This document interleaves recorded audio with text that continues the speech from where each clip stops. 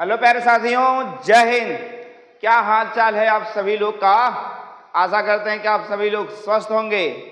प्यारे साथियों, आज आप सभी लोग उत्तर प्रदेश डीएलएड तृतीय सेमेस्टर का ये चौथा वीडियो होगा, जिसके माध्यम से हम आप सभी को मैथ की बहुविकल्पी प्रश्नों की श्रृंखला को हल करा रहे हैं, और वो भी राजन सीरीज से।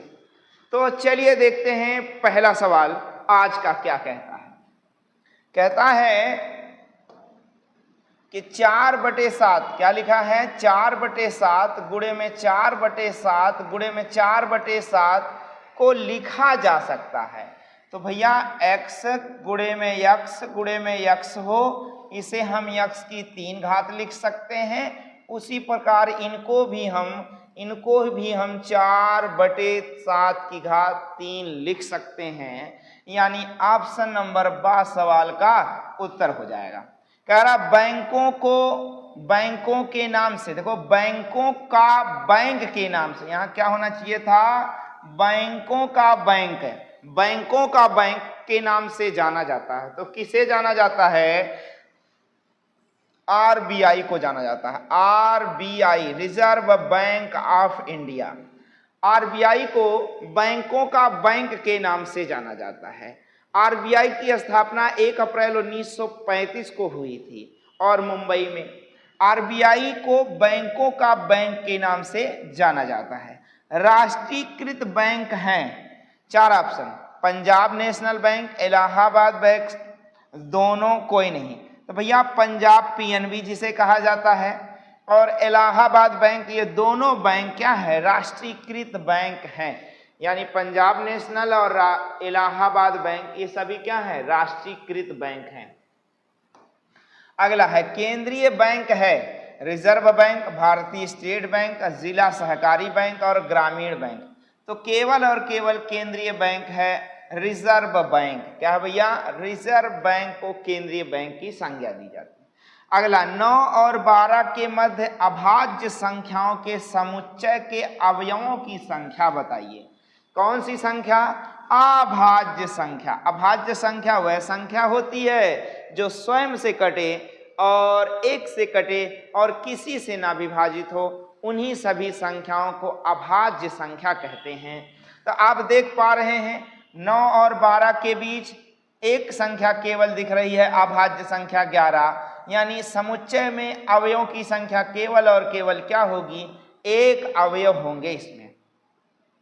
अगला सवाल है पाई किस समुच्चय को दर्शाता है।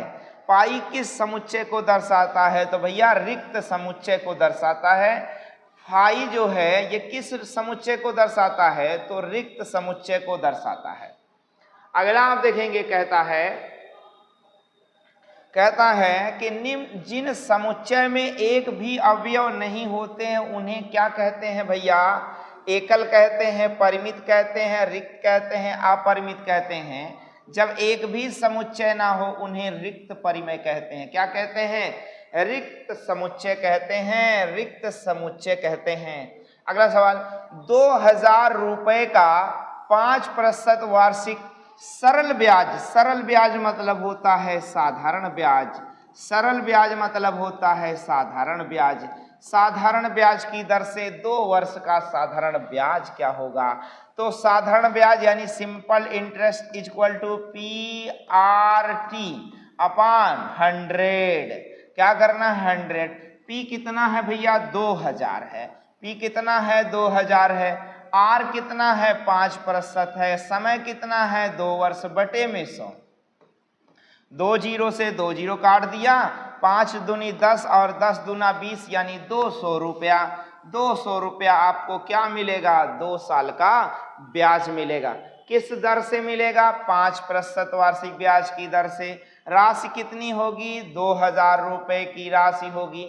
अगला सवाल आप देख पा रहे हैं, कह रहा कि 16:x समानुपाते 18:x में यक्ष का मान बता दो। तो कल आपको समझाया जा चुका था, अंतः पदों का गुणनफल बराबर बाह्य पदों का गुणनफल आपको लगाना है।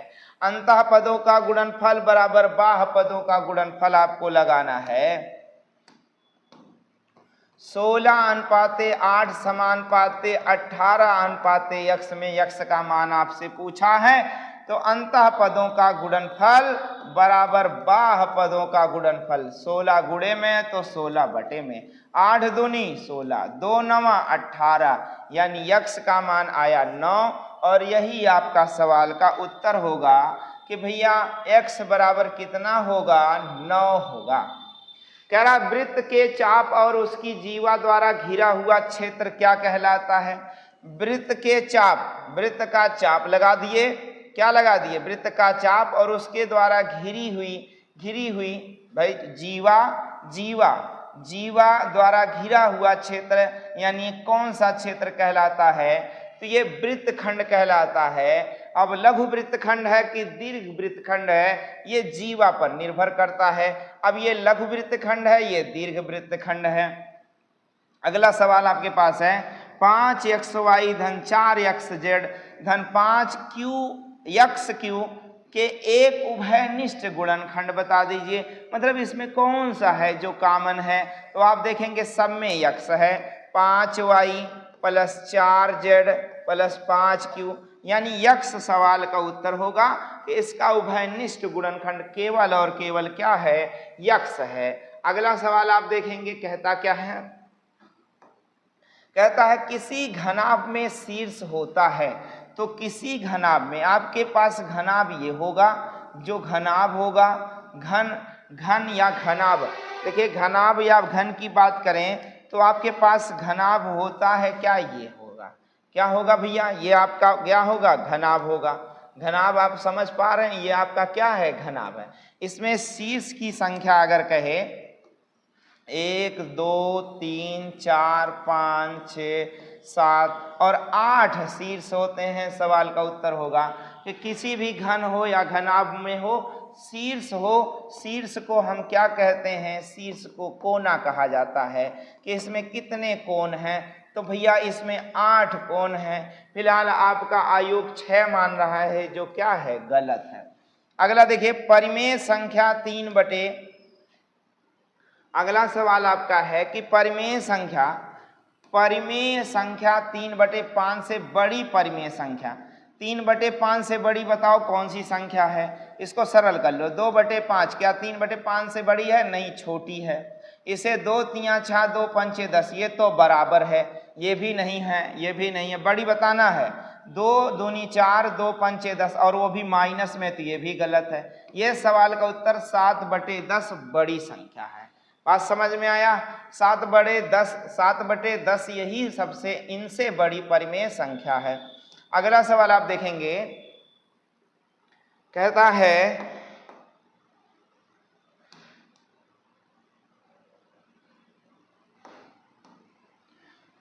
X square plus x plus 4 का गुणनखंड बता दीजिए। X square plus x plus 1/4 का गुणनखंड आपको बताना है। तो ध्यान रहे, एक बात और आपको ध्यान रहे, ये सवाल आपके सामने दिया गया है क्या, x square plus x plus 1/4 का गुणनखंड बताना है। तो ऐसे समीकरण को हमें थोड़ा सा बनाना पड़ता है। चलो यक्स स्क्वायर है, यहाँ देखोगे 1/2 का हम होल स्क्वायर लिख सकते कि नहीं लिख सकते हैं, बिल्कुल लिख सकते हैं। यहाँ पर थोड़ा सा अपनी तरफ से हम कर दे रहे हैं, 2 से गुणा और 2 से ही भाग और गुणे में यक्स लगा दे रहे, तब भी तो मान वही हो गया। अब देखो एक सूत्र यहाँ पर काम करने लगा, a प्लस बी का होल स्क्वायर का सूत्र बताओ क्या होता है, a square plus b square plus 2ab होता है कि नहीं होता है, यही वाला सूत्र लग जाएगा। पहले पद का वर्ग धन दूसरे पद का वर्ग धन 2 गुना पहला पद गुणे दूसरा पद, हो गया कि नहीं हो गया। इसलिए यक्स प्लस 1/2 का होल स्क्वायर ये सवाल का आपका क्या बनेगा, उत्तर बनेगा। यानी यक्स प्लस 1/2 का होल स्क्वायर यानी ऑप्शन नंबर 7 सवाल का आपका उत्तर बनेगा। देखिए कह रहा अंडर रूट, क्या कह रहा है, अंडर रूट -64 की 3, अरे अंडर रूट नहीं है, क्यूब रूट है -64 की 3 घात 64। कह रहा इसका सरलतम या इसका मान ज्ञात करो। देखो -3 बार में होगा तो भैया माइनस आ जाएगा, और 64 है तो 4 चौक 16 चौका 64, देखो 4 चौक 16 चौका 64। अब देखो 4 3 बार है, 3 घनमूल है, तो इसलिए 3 संख्या में से एक संख्या बाहर, और माइनस भैया 3 घात में माइनस बाहर माइनस आ जाएगा, यानी -4 सवाल का उत्तर होगा। अगला सवाल देखेंगे, कहता है कि अरे भैया क्यूब रूट 8 का मान ज्ञात कीजिए, तो इसका मान क्या होगा, 2 होगा, जहां भी ऑप्शन होगा सवाल का उत्तर हो जाएगा। कह रहा -4 की 3 घात का मान ज्ञात कीजिए, तो भैया 4 की 3 घात 4 चौक 16 को चौका 64, और माइनस को 3 बार गुणा करोगे तो माइनस ही आने वाला है, तो सवाल का उत्तर क्या हो जाएगा, -64 होगा।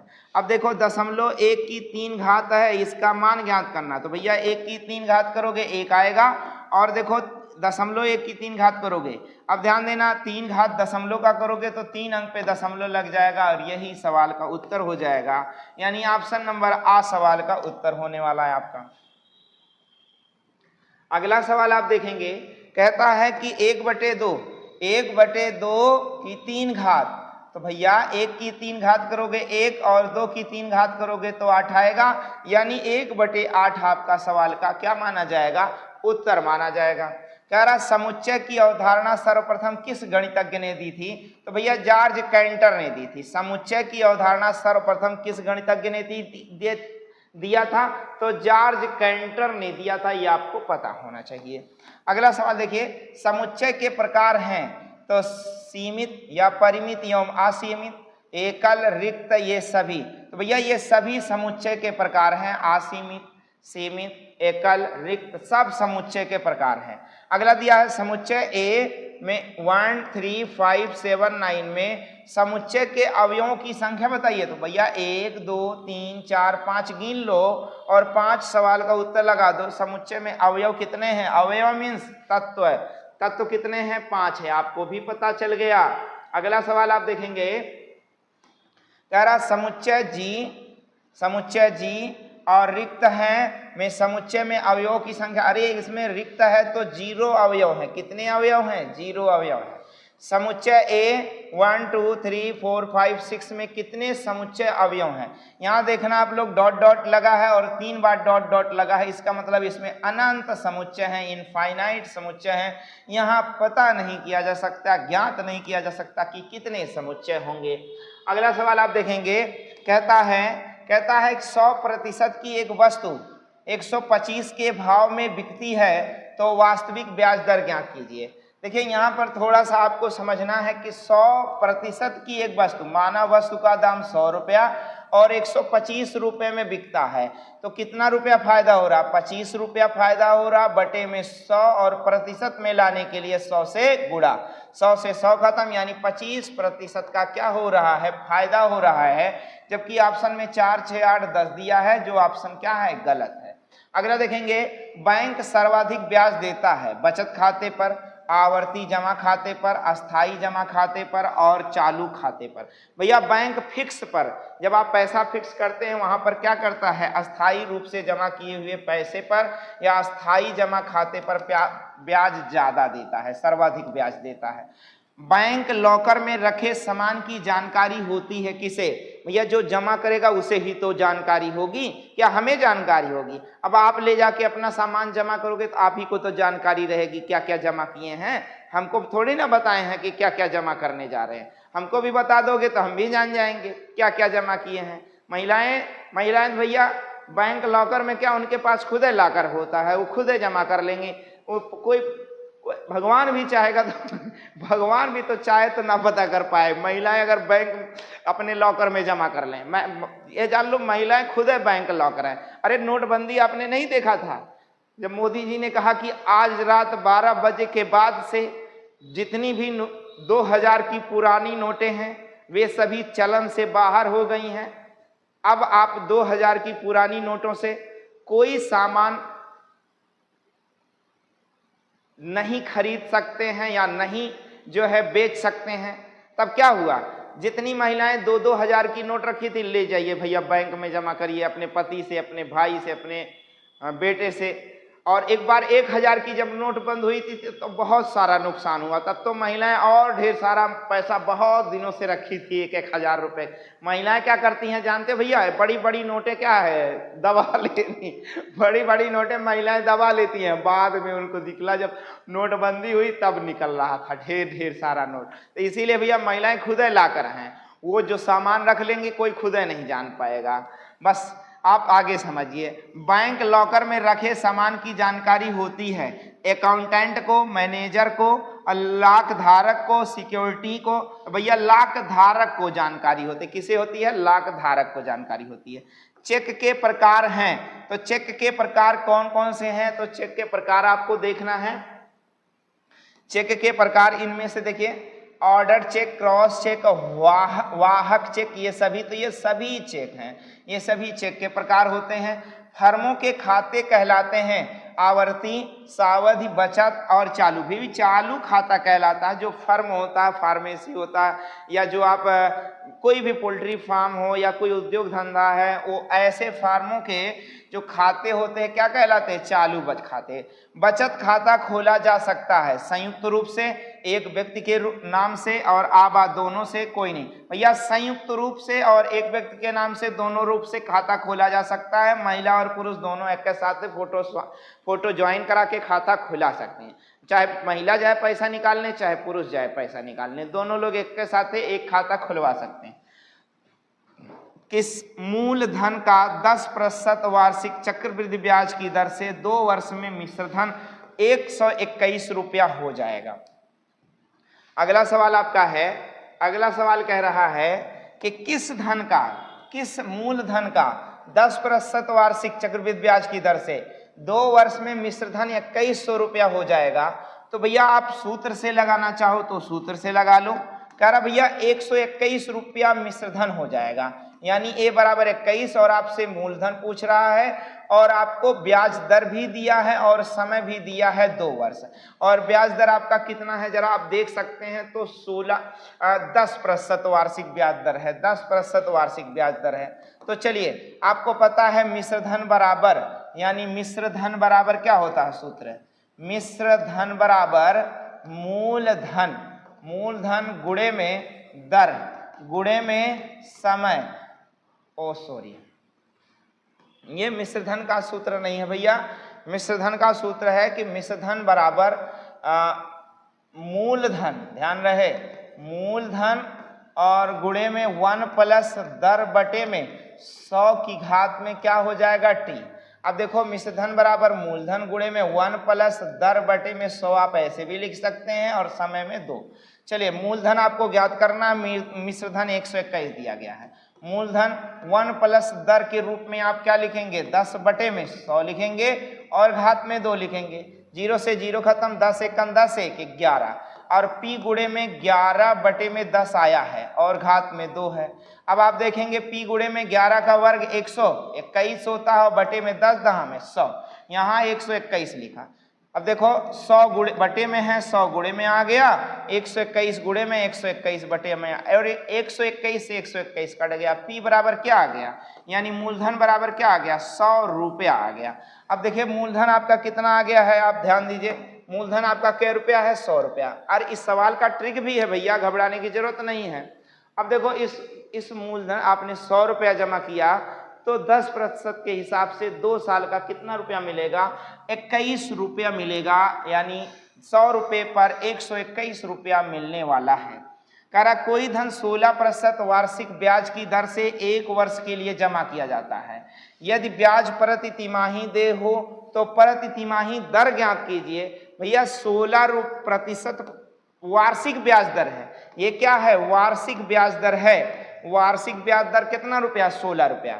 और कह रहा प्रति तिमाही, कह रहा ब्याज प्रति तिमाही देना है। तो बताओ एक साल में कितना तिमाही होता है, तो भैया 4 तिमाही होता है। क्या होता है, 4 तिमाही होता है। अब आपको पता है इसमें 4 से भाग दे देना, 4 चौक 16, 4% ब्याज दर प्रति तिमाही आपको देना होगा, 4% प्रति तिमाही आपको ब्याज देना होगा। प्यारे साथियों, मैंने वीडियो के माध्यम से उत्तर प्रदेश जीएलएड तृतीय सेमेस्टर का मैथ का बहुविकल्पीय प्रश्नों की श्रृंखला को इन सभी वीडियो के माध्यम से समाप्त किया है।